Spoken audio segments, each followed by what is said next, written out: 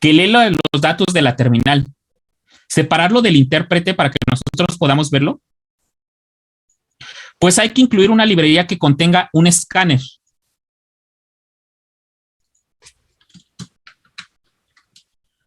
Para ello nosotros hacemos import java.util scanner. ¿Qué quiere decir esto? Bueno, me estoy yendo a la librería de Java de utilidades y estoy sacando la clase o el programa que se llama scanner.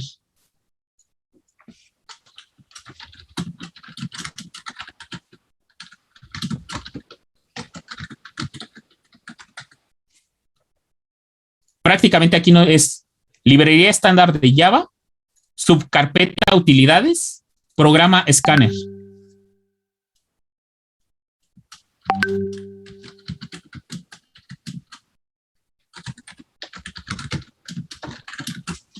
Entre paréntesis, clase.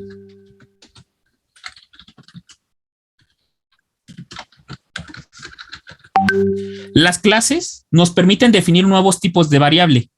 El problema es que esos nuevos tipos de variables se declaran con la sentencia new. Esto también se retoma en la programación orientada a objetos. De hecho, en C++, cuando se ve programación orientada a objetos, se habla de este operador, del operador new, que nos define un espacio de memoria para esta clase, u objeto también se les conoce. Nada más que el término objeto está reservado ya al identificador. Este es un objeto de tipo scanner, el SC. Sé que de momento suena bastante, un poco complicado esto, o no sé qué tan complicado les esté sonando esto. Pero Java práctica, igual que Python, son lenguajes completamente orientados a objetos. Todo es un tipo, es un objeto. Incluso los tipos primitivos como son int, double, float, booleano, todos esos pueden ser un objeto. Tienen un objeto definido en Java. Solamente que su sintaxis se cambió. Concretamente, si nosotros quisiéramos declarar un entero en Java, nosotros hacemos esto, int a, por ejemplo, igual a 2. Si somos estrictos con Java, bueno, aquí me faltaría punto y coma. Si somos estrictos, la forma en que tendríamos que declarar esto en Java si no estuviera programado como está, tendría que ser integer a igual a new integer 2. Esto lo que nos dice es que estoy declarando un objeto entero cuya inicialización o cuyo valor inicial es 2. Entonces les digo, si fuésemos estrictos con la sintaxis de Java, ya que todo es programado orientado a objetos, todo tendría que hacerse de así. Pero esto es muy tedioso. Así que dijeron, vale, definamos tipos primitivos y a esos tipos primitivos pongámosle la sintaxis clásica, la de C++. Java es un lenguaje de programación basado en C++.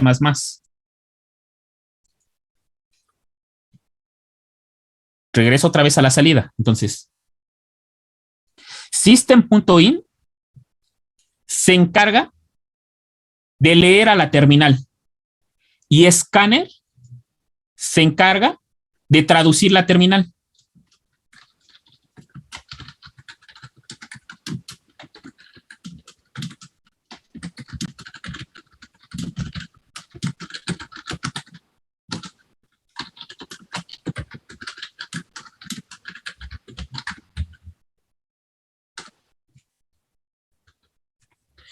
Entonces, con esto ya le estamos diciendo a Scanner, vale, comienza a hacer tu trabajo.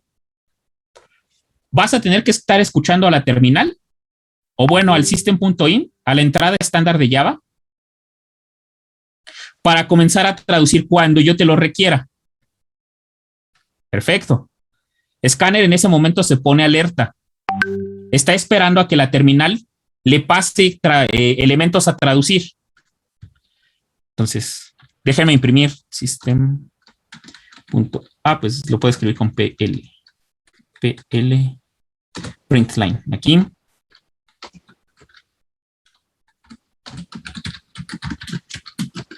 Nombre. Vamos a introducir el nombre. A partir de este momento, tenemos dos opciones. String S. Aquí recuerden que el string es con mayúscula al inicio. String nombre será igual a sc punto. Aquí el objeto sc va a llamar una función. Para llamar una función de sc se utiliza el operador de punto. Este es un operador de llamada, o en C++ lo vamos a conocer como una forma de control también. Pero cuando veamos apuntadores, bueno, aquí va a volver a aparecer este punto, que va a hacer referencia. Entonces, en este caso, sc va a llamar a una función. La función que se va a encargar de traducir lo que tenga la terminal como evento, lo que esté leyendo la terminal, vamos a llamar a la función que me lo traduce a un string. En este caso es next line.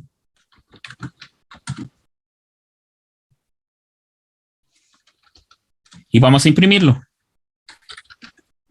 Print tl. El nombre es más. Disculpe, profe. ¿Qué pasó? ¿Las mayúsculas sí afectan la sintaxis de Java? Sí, en todo lenguaje de programación, mayúsculas y minúsculas tienen que ser respetadas. Por ejemplo, en C++, los strings son declarados con S minúscula. Entonces, si yo le pusiera una mayúscula aquí, eso no está definido en C++. Sin embargo, en Java, el string va con S mayúscula, por un lado. Segundo, las variables siempre deben de ser nombradas o haciendo referencia a ellas con el mismo nombre que las estamos identificando, con el mismo identificador, respetando mayúsculas, minúsculas, caracteres especiales, y nunca deben de llevar espacios. Los espacios no están permitidos, ¿vale? Ok, gracias. Entonces, por ejemplo, system si yo lo pongo con minúscula, eso no está definido en Java. Tiene que ser forzosamente con mayúscula. Lo mismo en C++. Si yo escribo cout con mayúscula, eso no está definido en C++. Tiene que ser a fuerzas con minúsculas. Siempre hay que respetar eso. Ahora, vamos a imprimir esto. Nombre, perfecto. Lo guardo. Dejen abrir esto. Kim.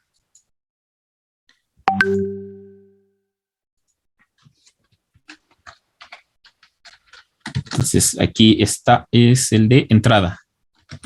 Lo compilo. Entrada.java. Ya lo compiló. Pueden ver que generó un archivo .class. Este class, bueno, ya lo he comentado en clases pasadas. Este class es el que contiene el código máquina para la máquina virtual de Java, no para la máquina virtual, perdón, no para nuestra máquina. No contiene el lenguaje máquina de nuestra computadora, sino contiene el de la máquina virtual de Java. Entonces lo ejecutamos. Java, entrada. Escribo mi nombre. Y ya me lo leyó. La ventaja de usar NextLine. Ay, aquí me va a estar. Permítanme. Aquí me va a estar observando esto. La ventaja de utilizar NextLine es que este ya me lee espacios.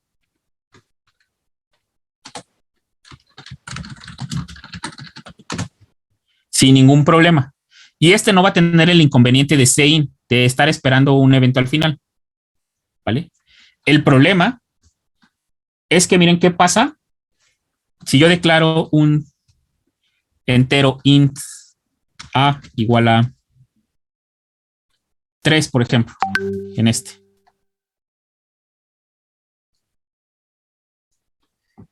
Déjenme ponerlo aquí abajo.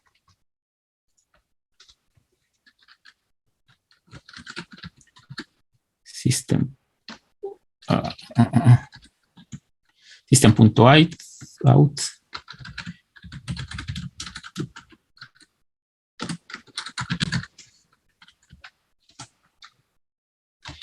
Y si lo hago así tal cual como lo copié, string número sc.nextLine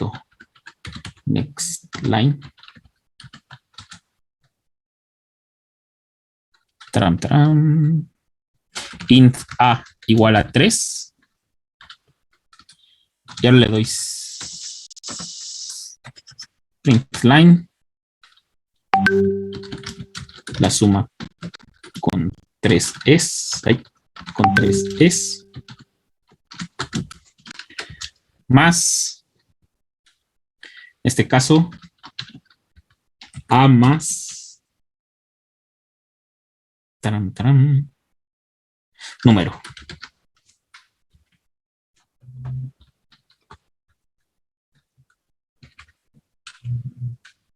Esta no es.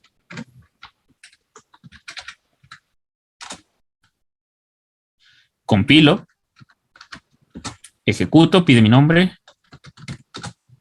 me pide ahora un número, yo introduzco, por ejemplo, 5. 5 más 3, ¿cuánto es? ¿En qué? Pues 8.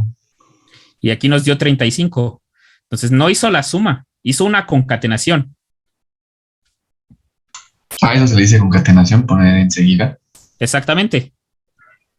Ok. ¿Puede volver al código tantito, por favor? Ahí está.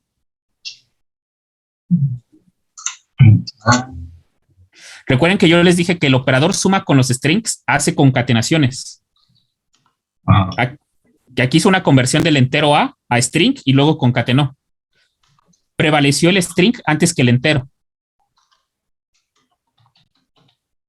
Ok. Y en C++ eso no pasa. En C++ yo sí puedo. Gracias a que aquí en C++ le pasamos un entero. Ajá, en C++ sí me va a hacer la suma. Gracias a que aquí tenemos un entero desde un inicio. En C++ no va a haber problema. Pero en Java sí lo hubo. Y esa es la gran desventaja contra C. Que aquí hay un método específico para pedir enteros. Entonces, si yo quiero pedir y déjenme aquí, ahora sí, ponerle aquí como comentario. Traduce a un string. ¿Vale? Si yo quiero traducir a un entero, por ejemplo, int, tengo que utilizar nextInt. O sea, hasta eso la sintaxis es amigable. Tampoco se pone tan estricto. Traduce a un entero. Bueno, salvo que se me esté olvidando. Sí es nextInt. Sí, porque la otra es nextDouble. ¿Vale? Compilo. Ejecuto. Escribo un número. Y ahora sí ya me lo leyó como un entero. E hizo la suma. En este caso sí me dio los 8. Nos falta uno más. Déjenme ponerlo así. Traduce un entero. Traduce a un... Bueno, lo voy a poner así, a un flotante. Entre paréntesis de doble precisión. Double. Next. Double. Vean, esto... Si yo lo dejo así, esto me lo va a redondear. Lo que haya leído como doble me lo va a redondear a entero. Como no quiero eso, doble. Y aparte hay otro error. ¿Cuál es el otro error?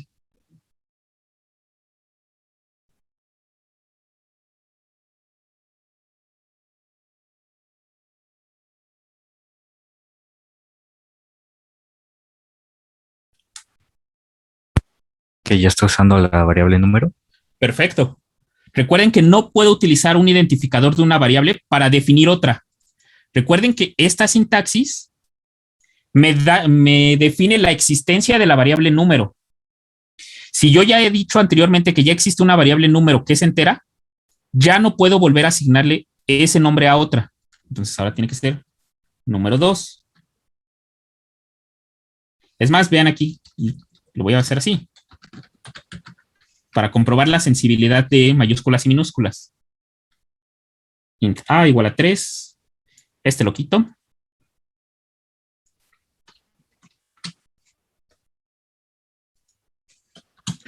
Y aquí vamos a imprimir system. O bueno, vamos a imprimir así en orden. Control C. Param, param. Control, no, eso no. Control V.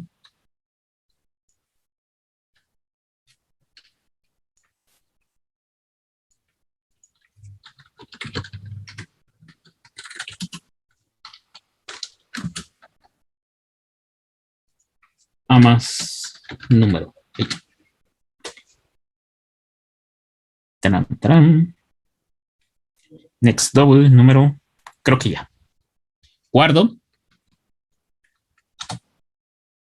Compilo. Y ejecuto. Introduce tu nombre. Vale. Imaginen que me llamo 05. Este 05 lo va a leer como un string, no como un número. Introduce el número. Si yo en este momento introdujera algo que no es un número, por ejemplo, mi nombre, esto es lo que se conoce como una excepción. Un error al momento de ejecución. Y de hecho aquí me está diciendo quién se encarga de manipular esa excepción. Esto lo muevo para acá. Esa excepción está encargada la librería de utilidades de Java.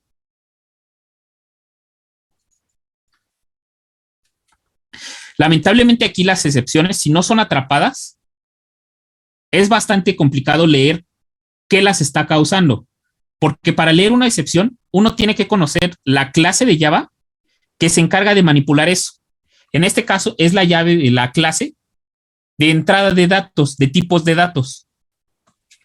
Esa clase se encarga de saber diferenciar entre que yo le pedí un entero y yo le pasé un string. Esa sentencia la vamos a ver un poco más adelante cuando veamos también excepciones en C++. Las podemos controlar. De hecho, por ejemplo, las validaciones en los formularios que ustedes ven en línea aprovechan de las excepciones en JavaScript o en PHP para mandar un error, para hacer validaciones. Por eso pueden saber si ustedes no han introducido algo en un formulario correctamente. Aprovechan estas excepciones para no tenerlas que estar programando o estar validando, haciendo sus propios programas que validen sus formularios, los datos que ustedes introducen. También lo vamos a ver, estas son otras sentencias de control, nada más que el problema de estas comparadas con las que vamos a ver de if, for y while, es que estas requieren del trabajo con las clases que se encargan de la excepción. Vale, entonces lo vuelvo a ejecutar. Voy a introducir mi nombre ahora sí. Ajá. Voy a introducir un número. En este caso va a ser 5. Me hace la suma de 5 más 3. Y ahora voy a introducir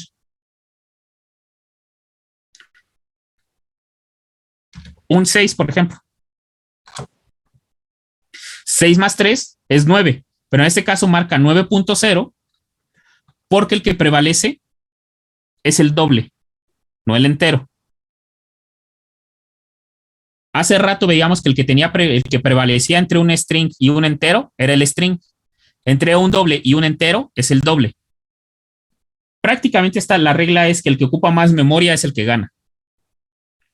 En ambos casos, doble ocupa más memoria que entero o es más detallada su uso de memoria. Y string, pues bueno, por el tipo de objeto que es, también ocupa mucha más memoria que incluso que doble. ¿Vale? ¿Dudas hasta aquí de la entrada en Java? Profe. No, profe, nada más espere tantito para poder copiar bien el código.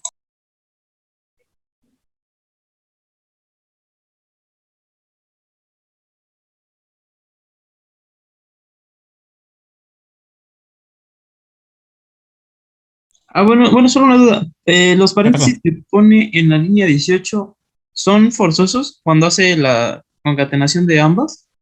Bueno, más bien cuando la suma, no es la concatenación. Realmente no, por precedencia de operadores no. Ganaría esa suma completamente antes que la concatenación de strings, Ok. ¿vale?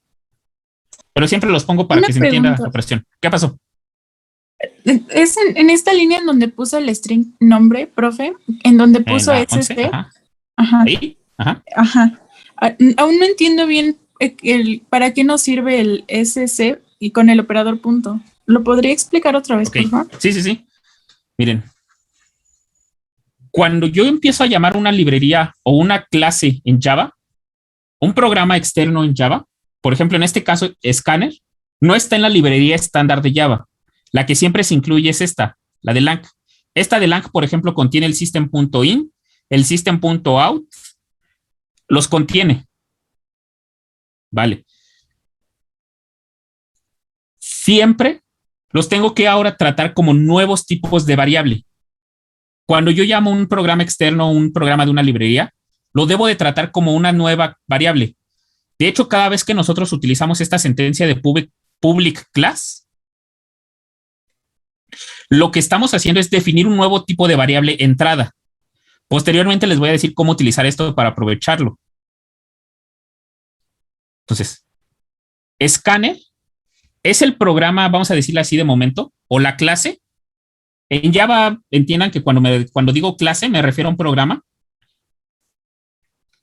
La clase de Scanner se encarga de interpretar todo lo que nosotros introduzcamos a nuestro programa en Java.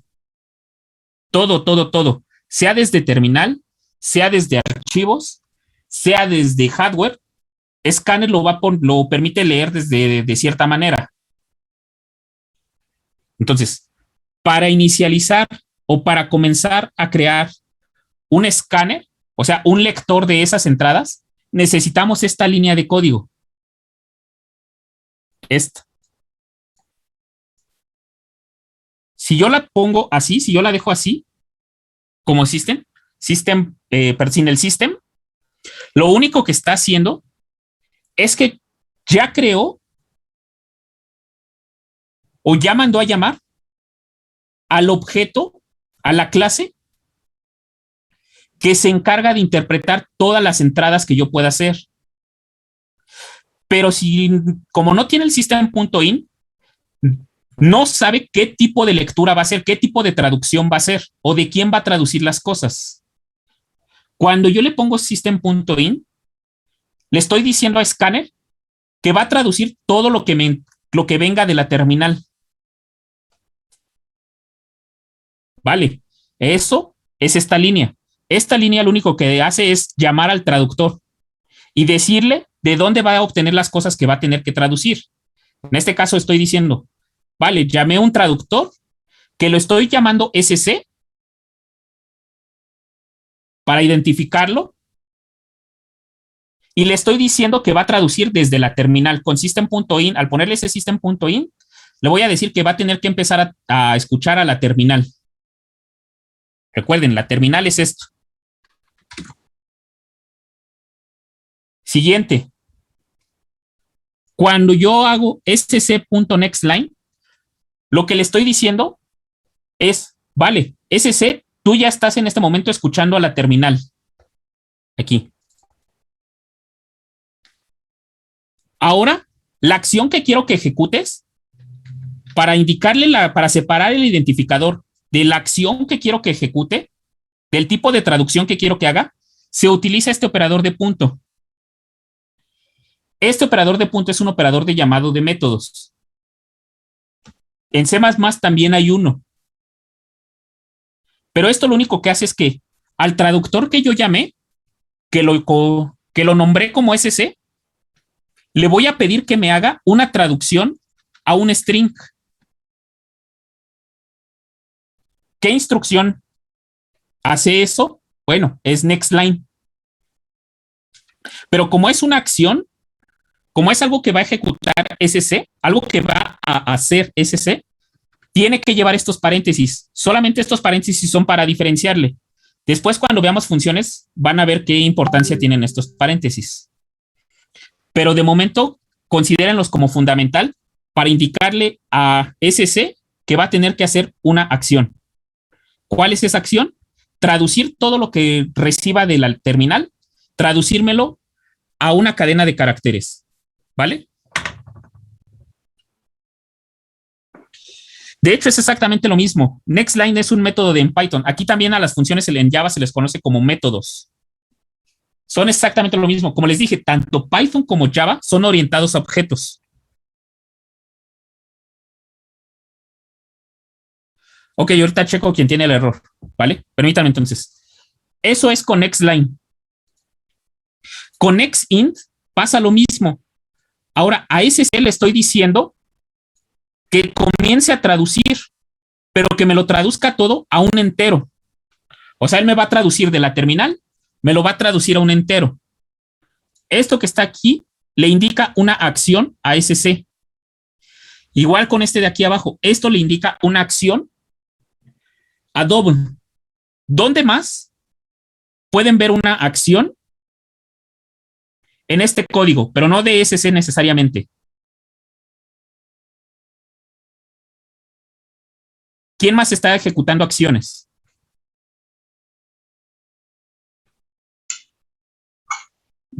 Pues el NextIn y el NextLine, ¿no? Aparte de esos. Esos ya los vimos. Pues el print, bueno, el ¿no? Exactamente. Lamentablemente ahí se les ocurrió la genial idea en Sun, cuando comenzaron a definir Java, que al objeto que se iba a encargar de la salida, ponerle un punto en el nombre.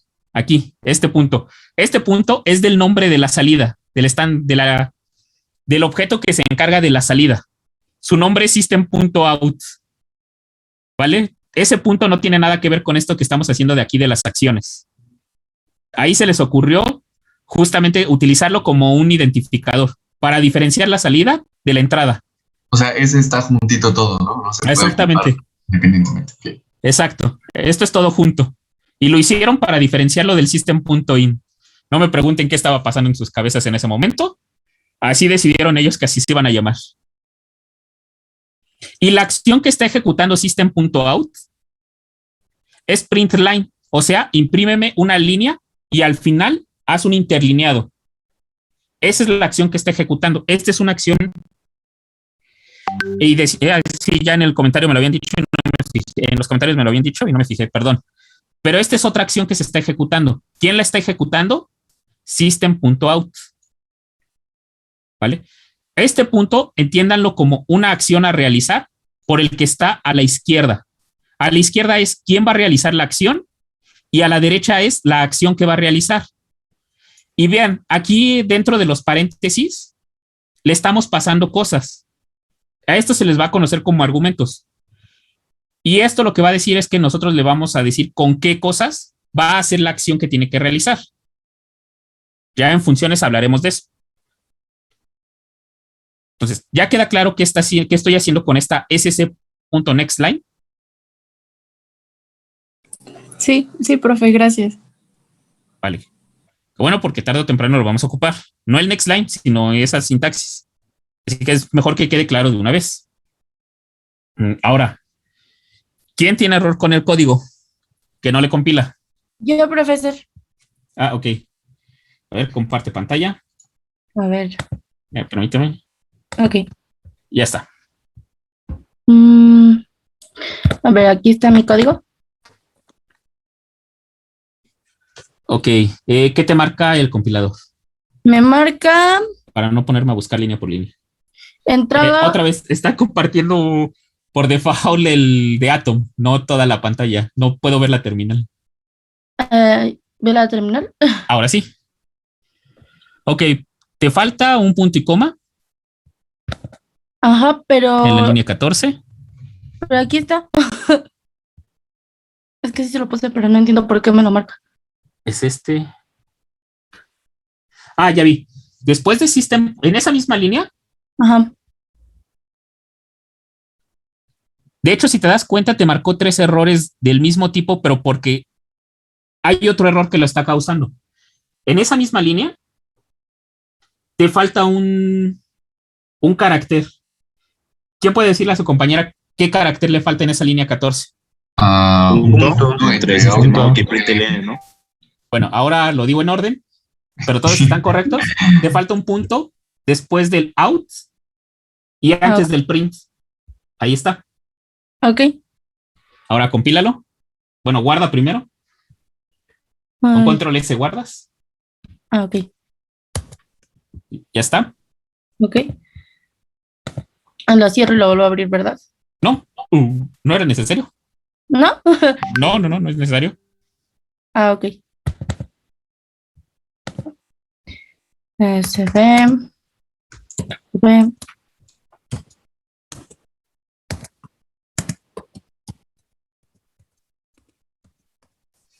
¿Lo guardaste con minúscula? Sí. Ah, ok. Listo, ya compiló. Sí. Ahora aquí, para correr los programas en Java no es así. Pon. A ver, permíteme tantito. Regrésate tantito al código. Ok.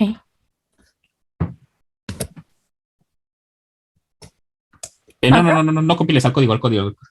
No, todo va a estar correcto. Solamente quería cerciorarme. Ahora sí. Escribes Java, espacio, entrada.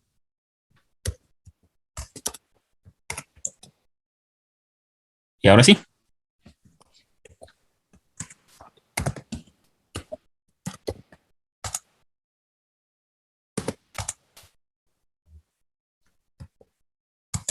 Ok. Listo. ¿Vale? Sí, gracias. Nada. Y ahora, déjeme. Yes, ahí está. Profe, ¿Qué pasó? yo también tengo un problema. Ok. No me compilo. Vale, comparte pantalla. Voy. Este es mi código. Ay, Dios, espere. Ok.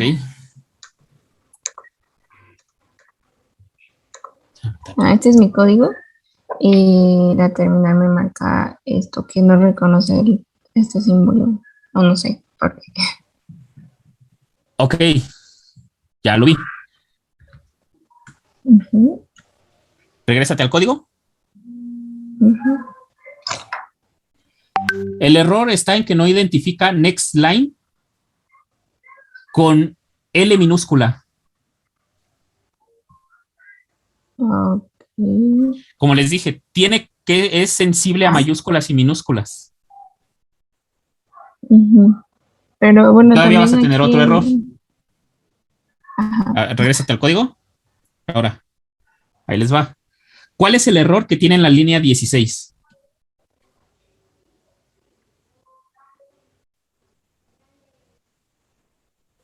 Next, ¿no? En lugar de next. Exactamente. Sí. Y ahí. Exactamente. Bueno, regrésate a la terminal. Aunque, a ver. Sí. Bueno, con esto me voy a cerciorar ahorita que lo compiles. Compílalo. Bueno, voy a guardar. Ok.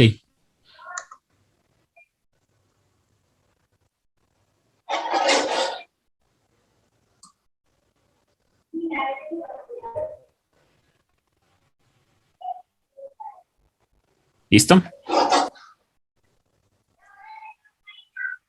Ya. Vale.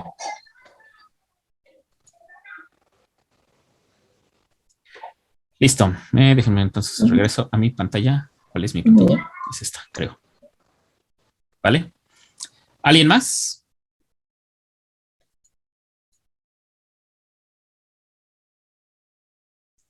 Perfecto. Entonces, ya vieron que realmente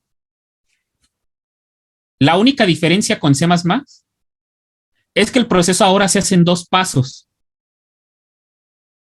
Porque se decidió crear una clase, que en este caso es Scanner, que nos permite leer todo tipo de entradas. Un traductor, se decidió ahora separar el traductor de la entrada. En C++ no era así. Sein se encargaba de todo. Pero eso tenía una gran desventaja, que ya la vimos, fue justamente el error con el que iniciamos en la clase, con el que les estaba comentando. En Java, bueno, para quitar eso se decidió optimizar esta situación y separarlo. Entonces, la entrada es prácticamente lo mismo, solamente que hasta este punto, bueno, se requieren varias funciones para cada caso. Uno para leer enteros, uno para traducir a entero, uno para traducir a string y uno para traducir a número. Hay uno que está específico solamente para carácter.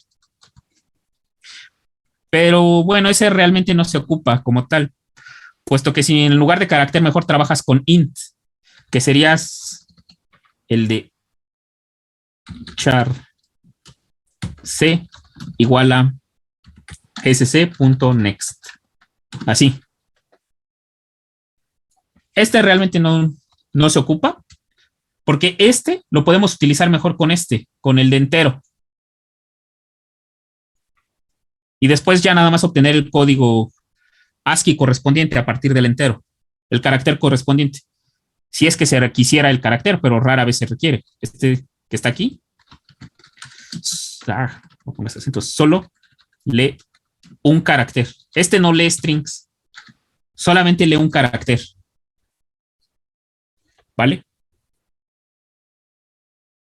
¿Dudas? Si no hay dudas, entonces ahora sí déjenme pasar a algo más interesante. Esto es con respecto a la primera parte que vamos a ver de entrada y salida de datos. La salida, bueno, ya la manejamos con system.out, que siempre es a un string, con cout en C++. La entrada de momento la vamos a estar manejando con scanner en Java y con sein en C++. Ya podemos pasarle datos a las variables. Honestamente no sé por qué se enseña esto. Nunca en la vida real se utiliza más que para depuración de datos, para depurar el código. Lo que quiere decir que si estamos buscando errores, esto es lo que se utiliza. En la práctica, la introducción de datos siempre es por archivos, que lo vamos a ver más adelante. Otra forma es por medio de formularios o de entornos gráficos. Esto era útil antes de los 90. Esto era como se trabajaba, pero ya tenemos entornos gráficos. Se los tenía que enseñar, está en el programa. Hoy en día existe otro paradigma de programación. Recuerden que les hablé de la programación estructurada, que es como se empezó a separar las cosas en funciones, y la programación orientada a objetos, que es prácticamente como se está haciendo, como trabajan Java, como trabajan Python, como trabaja JavaScript, que es un paradigma que nos permite dividir el código en varios subprogramas, dicho de una manera coloquial, porque tiene más importancia la programación orientada a objetos, tiene muchas más implicaciones que solo eso.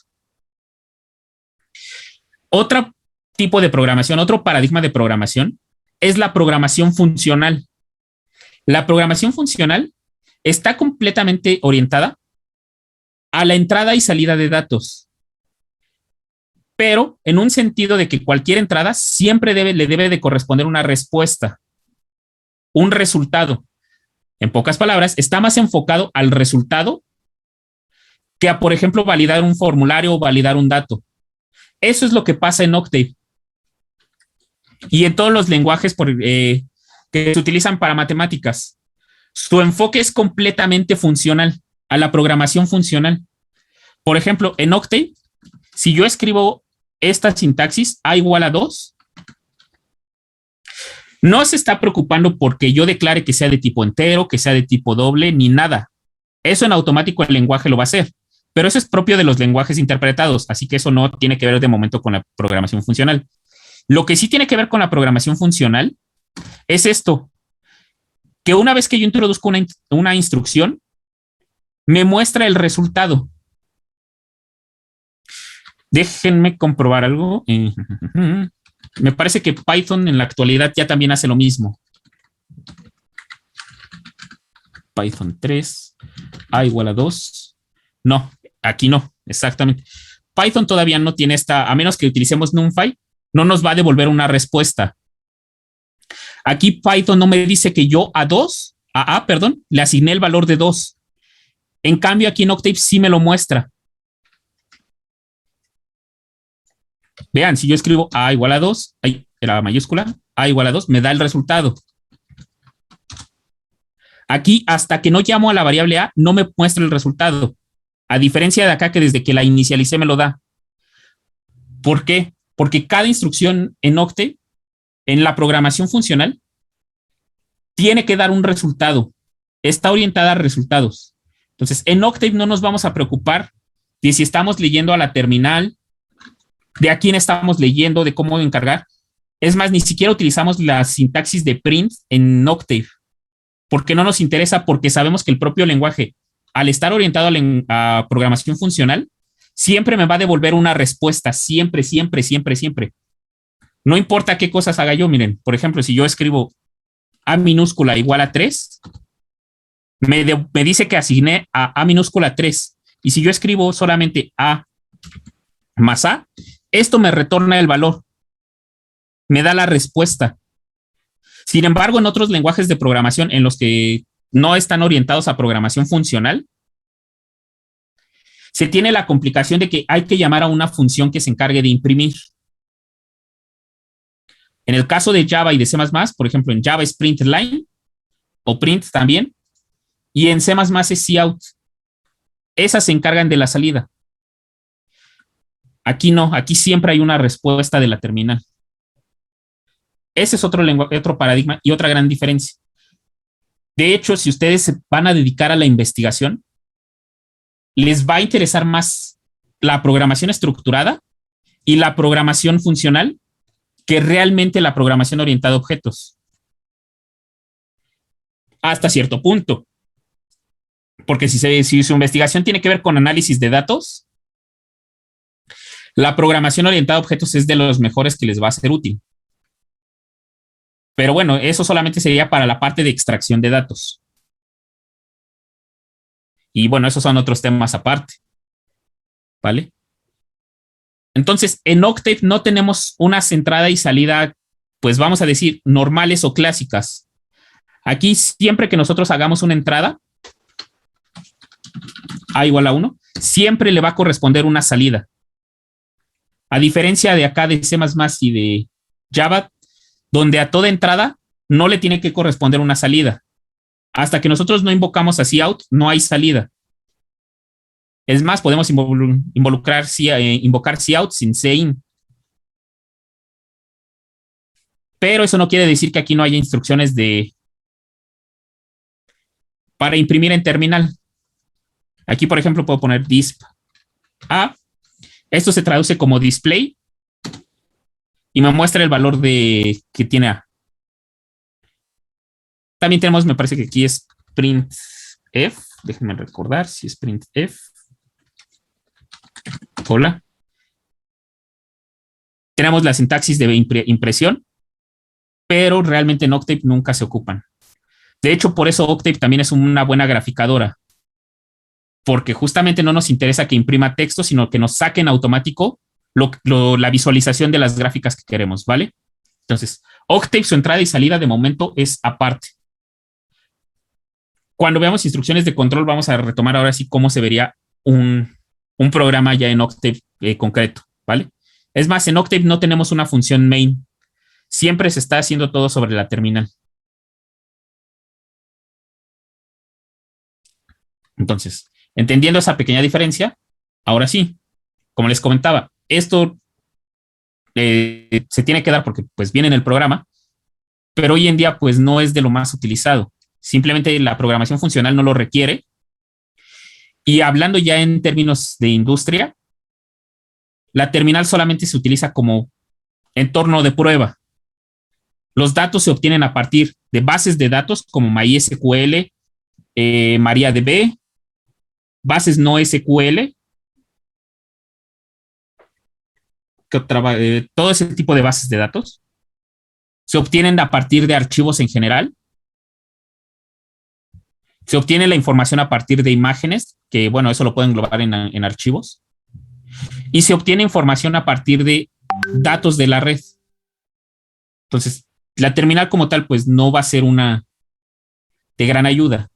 De hecho, en sus programas rara vez les voy a pedir que introduzcan algo en la terminal. Les voy a pedir que declaren la variable aquí y que aquí en las variables me declaren los valores que estaríamos esperando. Salvo casos muy en particulares, bueno, la salida pues sí la van a tener que imprimir porque hay unos programas, unos ejercicios clásicos que sí requieren cierto control en cuanto a ciclos para poder imprimir algo correctamente, ¿vale? ¿Qué es lo siguiente que vamos a ver ahorita? Bueno, hasta este punto doy por terminada la entrada y salida. ¿Qué es lo que vamos a ver ahora? Vamos a ver lo que son las instrucciones de control.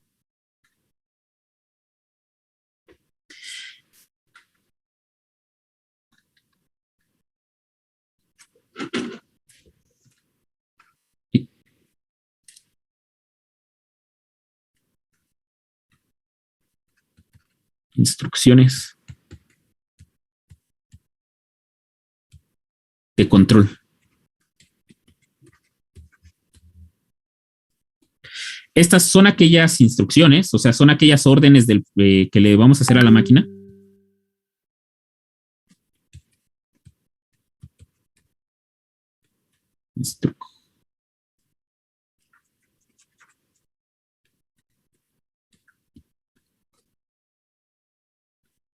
Órdenes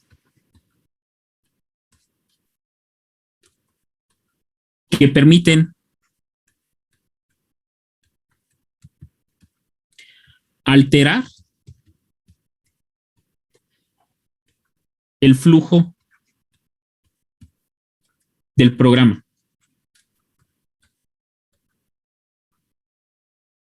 Recuerden que estamos en una programación clásica, una programación lineal, en una forma de programar de manera lineal. Esto quiere decir, por ejemplo, que la instrucción que está en la línea 6, donde hace a la variable nombre le asigna el valor, mi nombre, se ejecuta antes que la instrucción que asigna a la variable número el valor 0. Lo que quiere decir que a la variable número no le puedo asignar el 0 sin antes haberle asignado a nombre el valor que tengo aquí arriba. Lo mismo pasa con la instrucción en la línea 9. La instrucción en la línea 9 no se puede ejecutar hasta que no se haya ejecutado la instrucción de la línea 7, hasta que no se haya inicializado un número igual a 0. Es más, aquí en la línea 9 hay varias instrucciones. Aquí hay una, aquí hay 2 y aquí hay 3. Este operador, este de acá, no puede pasarle el nombre a cout hasta que no se le haya pasado este primero. Luego se le pasa nombre y hasta el último se le pasa endline. O sea que dentro de esta línea también es lineal. Todo se pasa en orden. Siempre seguimos un flujo, como les comentaba en los diagramas, un flujo lineal. Esta va a ser una instrucción 1. Pasamos a una instrucción 2, pero la instrucción 2 no se puede ejecutar hasta que no haya terminado la 1. Lo mismo pasa con las 3. Así sucesivamente. Este es nuestro flujo de nuestro programa. Siempre sigue una línea recta. Las instrucciones de control permiten alterar esa línea. En la programación en paralelo la situación es muy diferente, perdón. No muy difícil, de hecho no es tan difícil, no se asusten. Es sencilla, pero es diferente a esto. Allá se siguen otras líneas. Aquí todo va en una sola línea recta. Entonces, ¿dudas con lo que es una instrucción de control?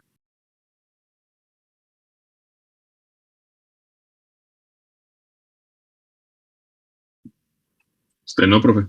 No, profe. Vale. Vamos a ver la primera instrucción de control.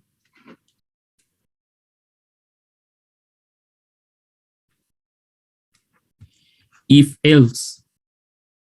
Bueno, de hecho, por lo regular se separa y primero se ve if y luego se combina con else. Aunque bueno, por título, por ponerle un título, pues iba a ser if, else. Tradúzcanlo como sí y de lo contrario.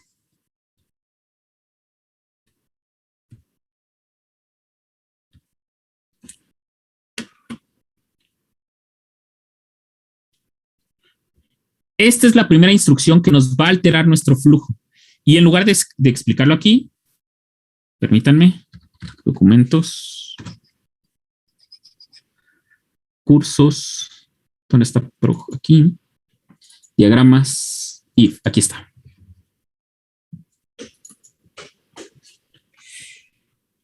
Este es el diagrama de if, el diagrama de flujo de if. Los puntos suspensivos nos dicen que aquí venimos desde una serie de instrucciones. 1, 2, 3, 4, y llegamos a la instrucción K. En la instrucción K, tenemos que K más 1, perdón, aquí la instrucción, bueno, la K más 1 sería hasta acá, el proceso K más 1 es este. La siguiente instrucción, donde viene el if, hay que preguntarnos ciertas condiciones. Entonces, déjenme ponerlo acá. Aquí está. En general, toda instrucción de control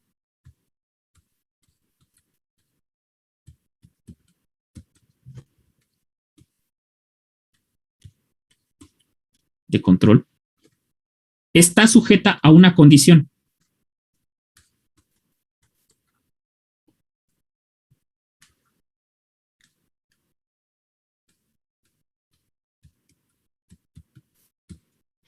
Esta condición puede ser un estado del programa o un estado de una variable. Es un condicional. Nosotros nos vamos a restringir a los operadores de mayor que, menor que ya los vimos. Ya los hemos mencionado, esos operadores. Esas van a ser nuestras condiciones para nosotros, hablar de esas condiciones, pero no estamos limitados a ella. De hecho, la idea de una condición es hablar de una condición si se cumple, que es verdadero, o si no se cumple, que es falso.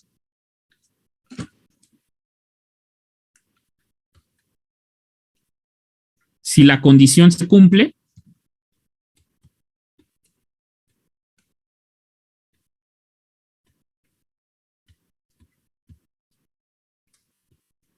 devuelve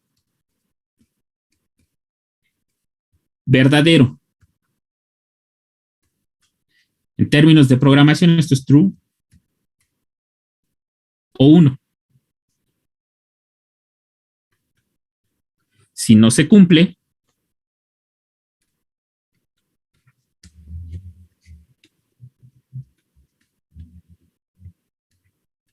devuelve falso. Y bueno, este es false o 0. Estos son los únicos valores que nosotros podemos retornar de una condición. La condición lo único que se encarga es de validar si está en nuestro programa. Si se cumple en nuestro programa esa condición, nos devuelve 1 o 0, es un booleano, y nos permite modificar el flujo de nuestro programa. Vean que aquí las líneas del diagrama de flujo no son rectas hasta que no se continúa después de cierto proceso, desde el proceso K más 1N. Entonces, ahora sí, ¿cómo leo este diagrama? Bueno, vengo de una serie de procesos, llego al proceso K y la siguiente línea es una condición, es una condicional. Aquí hay una pregunta. ¿Tu programa tiene cierto estado? Si resulta que mi programa ya tiene ese estado, me voy a ir por el camino de verdadero. Y continúo con una serie de instrucciones K más 1, 1, porque toda esta serie de instrucciones están atadas al paso K más 1 en cuanto a algoritmos. Este es un solo paso, solo que dividido en subpasos. Entonces, me voy a la condición de verdadero. Ese es un solo paso. Empiezo a ejecutar la instrucción 1 del paso K más 1 la instrucción 2 del paso K más 1 hasta la instrucción enésima del paso K más 1. Tienen que terminar finitas. En cuanto ejecute todos los procedimientos que hay dentro de K más 1, en ese momento me regreso a mi flujo original, que sería una instrucción K más 2, y continúo con la ejecución de mi programa. Aquí hubo un pequeño desvío. En dado caso de que mi condición de mi programa no se haya cumplido, que mi programa no cumpla esos requisitos para poder avanzar a esta serie de instrucciones, K más 1, se continúa directamente hasta la K más 2, ignora todo lo que está aquí. De manera que, bueno, esto ya no me va a dar ningún resultado. Cualquier modificación de variables que haya aquí en K más 1 ya no se va a hacer. Este es la pura sintaxis de if. Prácticamente lo que estoy diciendo del diagrama sería algo así como este código. Por ejemplo, aquí voy en la instrucción, vamos a llamarle así, voy en la línea, supongamos que estoy en la línea de código 23.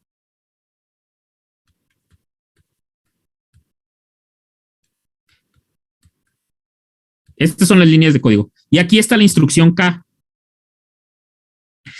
La siguiente línea es 24. Va a ser un condicional if.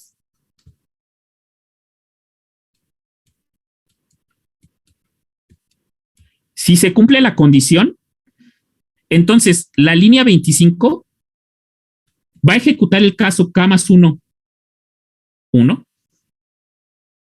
La línea 26 va a ser K más 1, 2, una segunda instrucción. Así sucesivamente, hasta en este caso va a ser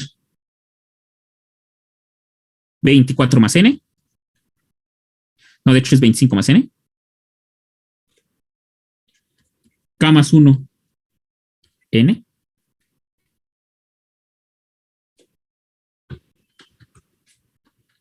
Una vez que acaba de ejecutar estos, se regresa al flujo del programa, lo que quiere decir que la línea 25 más n más 1, creo que no escogí un buen símbolo, va a ser la instrucción K más 2. Todas estas aquí, todas estas líneas son la instrucción K más 1, todas ellas. Cuando ya termino de ejecutarlas y salir de esa condición, me regreso a K más 2. En el caso de que la condición sea verdadera, ejecuto K más 1. En el caso de que sea falsa, ejecuto K más 2. ¿Vale? Y ya así va a continuar mi programa. ¿Dudas?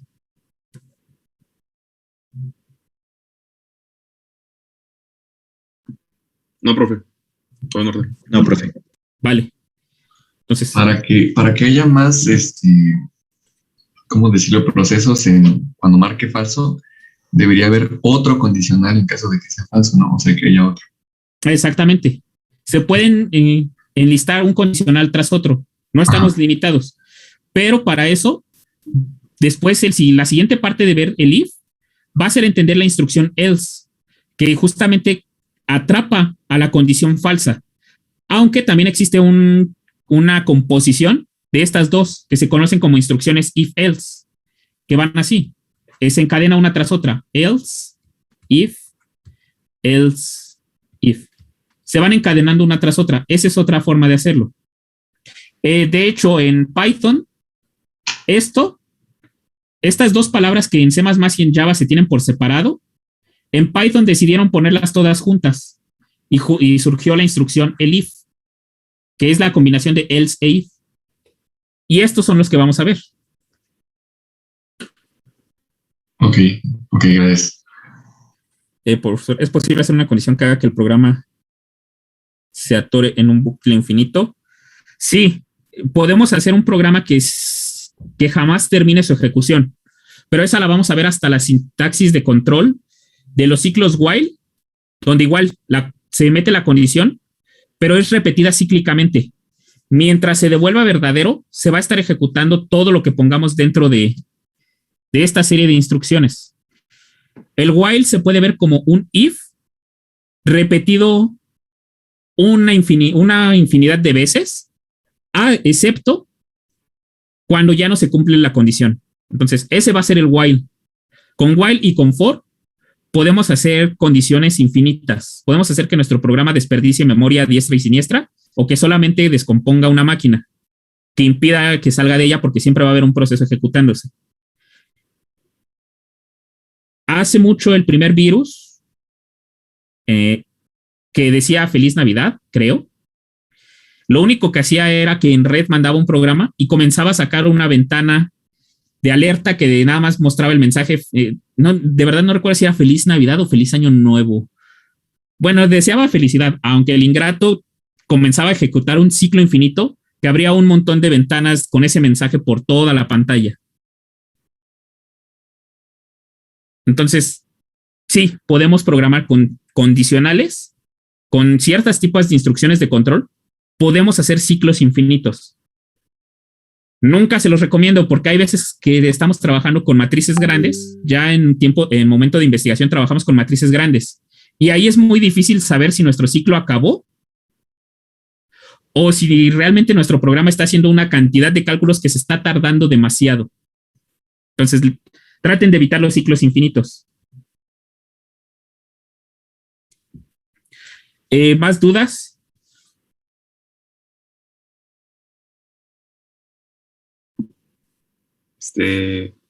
No, profe, yo creo que no.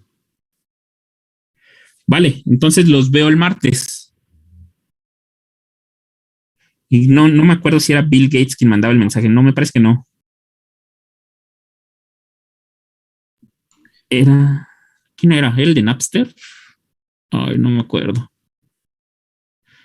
Bueno, voy a buscar ese dato histórico nada más ahí por tenerlos presentes. De hecho, justamente, bueno, eso se los comento ya, es la siguiente clase. De un anuncio de 1980 y tantos, cuando había un laboratorio en la Ciudad de México que buscaba, bueno, en aquella época el Distrito Federal, que buscaba programadores pero entre uno de los requisitos o las carreras que tenía eran las tarjetas perforadas, todavía en 1980. Pero bueno, eso aparte. Si no hay dudas, los veo el martes. No, nada más, una duda pequeña de lo que hemos visto en las últimas clases. ¿Cómo se llama en sí el tema de lo que el programa esté leyendo lo que está en la terminal? Entrada y salida de datos. Ajá, Ajá. Y ya de condicionales, pues son así simplemente. Instrucciones de control. Gracias. Vale.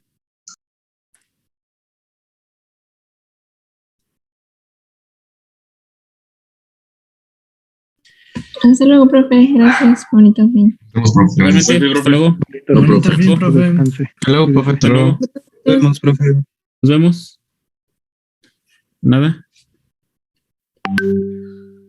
Tengo que guardar Adiós, profe. Buenas noches. Bueno, buen fin. Igualmente, hasta luego. Hasta luego, profe. Excelente fin de semana.